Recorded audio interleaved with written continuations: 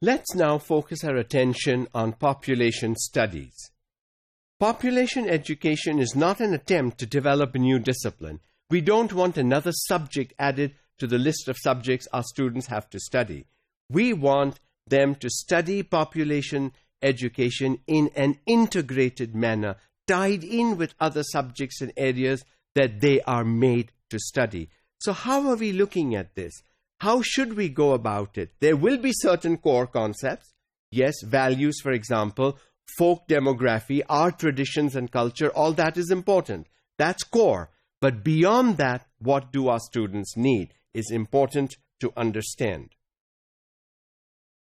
Facts, theories, and concepts from a broad spectrum of academic disciplines and professional fields are needed.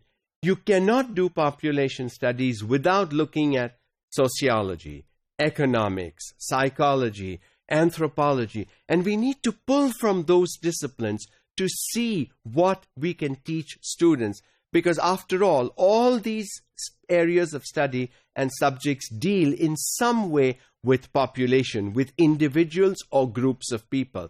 And so learning from those disciplines and integrating those disciplines within population education would, I think, be a better way to go about helping our students learn what population education is.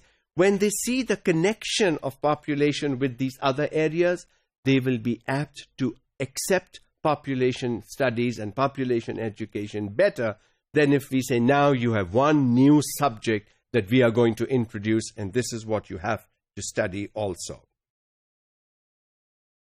The sum of this knowledge is referred to as population studies. What we pull from these different areas and disciplines put together becomes population studies. So, if you try to do population studies on its own, it will end up being a disaster.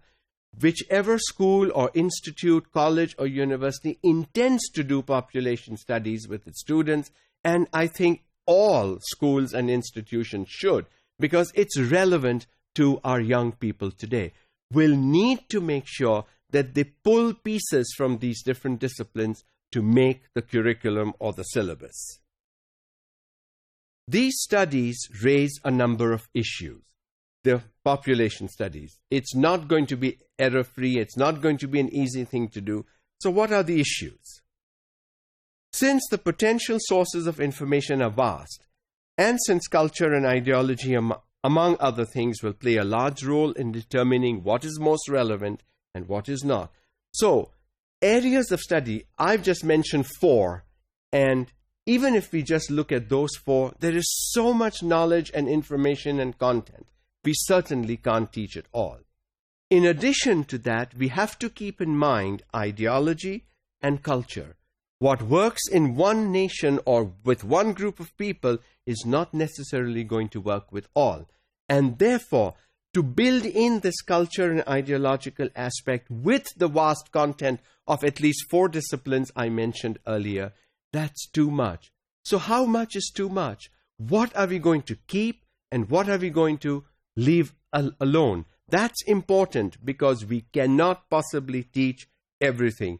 What should be included and should not be included are educated decisions to make by people in positions of power and authority.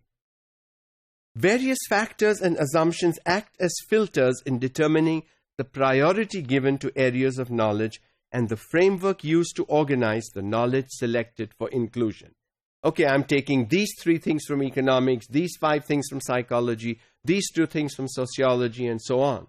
But how am I going to teach it? I can't teach all of it together, so what is my priority? What will I teach first? What will I teach next? After all, there has to be a sequence, a flow, a rhythm to the content taught. Unfortunately, much of what is known deals with larger population units, making it difficult to extrapolate findings that can be applied to smaller units. If you look at all these areas of discipline and research that's going on and gone on in those areas, large populations are looked upon. And then what these large populations show, we tend to narrow down to the individual. It doesn't always work that way. And when it doesn't work, what does one do? You don't give up. You go back, you revise, you look, you modify, you adapt, you change, you do it. The easiest thing to do is to give up. When individuals give up, we lose good content. So, if we want what larger scale research studies show to be impacted by individuals, by families, communities, societies, not just the entire nation, not just the entire world, because that is not absolutely possible to do. This encourages the generalized belief that population education deals primarily with national or global concerns. In other words, population studies or education deals with the big picture. That's not true. Because these studies are based on these kinds of evidences, a lot of people tend to believe that. But that is not necessarily true. Population education also focuses on the individual, the smaller group, the family. If we go from the individual to the family, to the community, to the society, to the city, the province, the nation, and the world, I think it would make more sense. But do we have data? What do we have to show us that that's what we need? We don't have everything. All the data is not available. And even if all the data was there, who has the time to look at all that data?